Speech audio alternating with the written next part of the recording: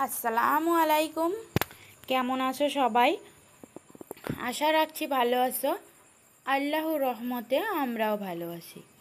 আজকে আসলাম বেবিদের dahlia recipe নিয়ে। ডালিয়া আমরা কম বেশি সবাই বাড়িতে রান্না করে থাকি, কিন্তু বেবিদের জন্য ডালিয়া রান্নার পদ্ধতিটি একটু আলাদা। ডালিয়াতে থাকে প্রচুর পরিমাণে ফাইবার, আয়রন, ক্যালসিয়াম, ফসফরাস, যা বেবিদের মাসেল ডেভেলপমেন্ট করতে অনেক বেশি হেল্প করে। তো আমি এখানে 2 চামচ পরিমাণে ডালিয়া নিয়েছি আর 2 চামচ পরিমাণে মুগ ডাল নিয়েছি।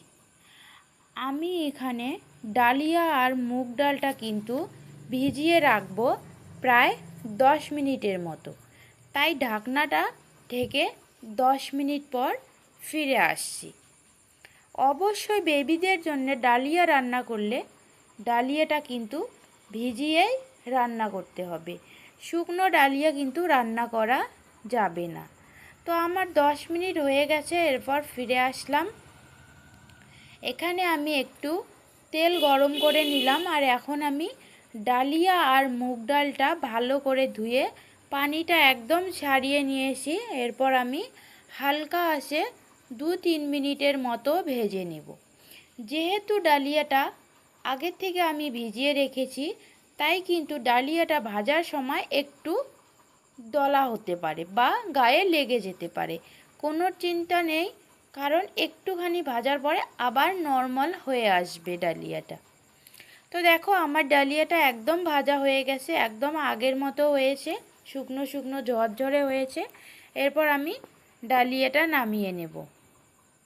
মুগ ডালে থাকে প্রচুর পরিমাণে প্রোটিন, যা বেবিদের ওয়েট গেইন করতে অনেক বেশি হেল্প করে। প্রথমে আমি তেল দিয়ে ডালিয়া আর ডালটা ভেজে নিলাম। এরপর আমি ঘি ব্যবহার করছি। এখানে তোমরা চাইলে বাটার ব্যবহার করতে পারো। তো আমি সব কিছু সবজি ভালো করে ধুয়ে এখন ভেজে নেব।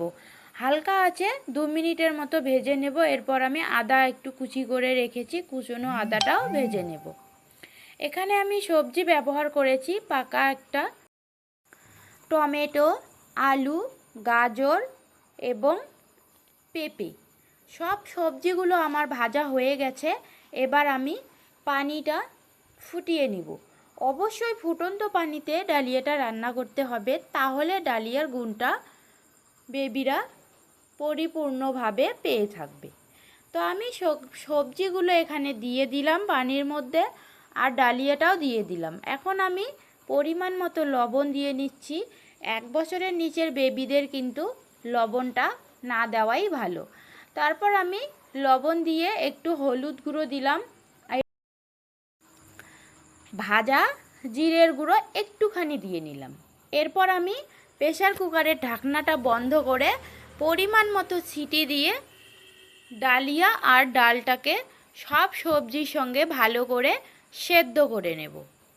আমার সবজি আর ডালিয়াগুলো সেদ্ধ করা হয়ে গেছে। আর আমি যে পরিমাণে পানি দিয়েছি তাতে কিন্তু একদম পুড়েও যায়নি আর পানিও বাছেনি, একদম কিন্তু ভালো মতোভাবে সেদ্ধ হয়ে গেছে। আমি তোমাদেরকে একটু দেখিয়ে দিচ্ছি, খুব সুন্দরভাবে সেদ্ধ হয়েছে।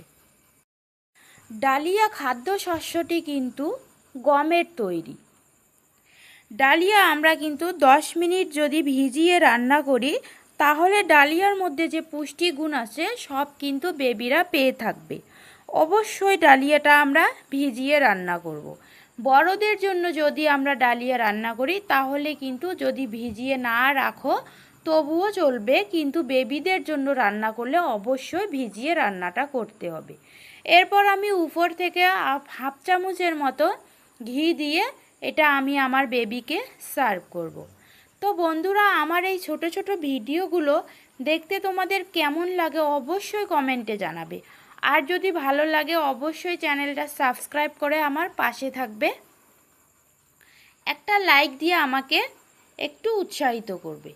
আমার চ্যানেলে আরও তোমরা কি কি ভিডিও দেখতে চাও অবশ্যই কমেন্টে জানাবে, সেরকম ভিডিও তোমাদেরকে উপহার দেওয়ার চেষ্টা করব।